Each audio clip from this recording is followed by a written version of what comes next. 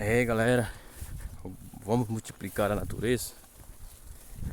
Eu vou aqui no milharal ver se eu consigo comer colher algumas espigas para assar hoje na noite de São João, aqui em Monteiro, Paraíba. O milharal está aqui na minha frente. Aqui foi a terra onde nasci, onde vivi 13 anos da minha vida e depois fui para São Paulo. Aqui esse milharal aqui, quem plantou foi o Duda, o meu primo. Ele não pôde estar presente aqui comigo porque ele está na Bahia, tocando. Ele é sanfoneiro.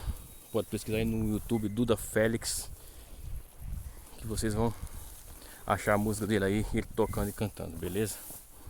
Então tô chegando aqui no milharal, ver se tem algumas espigas, fazer uma colheita aí pra mim assar hoje na noite de São João. Aqui, ó, cheguei aqui no milharal. Já dá pra ver aí alguns milho. Eu creio que vai dar pra me achar algumas espigas maduras.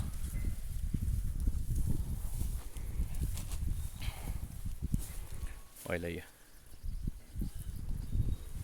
Não tá tão bom, tão no ponto, mas eu creio que dá pra me achar primeiro umas 5 espigas, umas 10.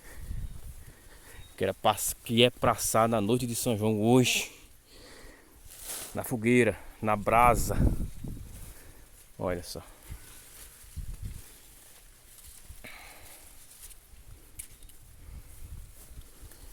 Tem que achar. Vou aqui girando por aqui. Tem que ir devagar na paciência, porque aqui o milharal tá fechado e eu não gosto muito de ficar no meio do milharal não, que eu estouro todinho.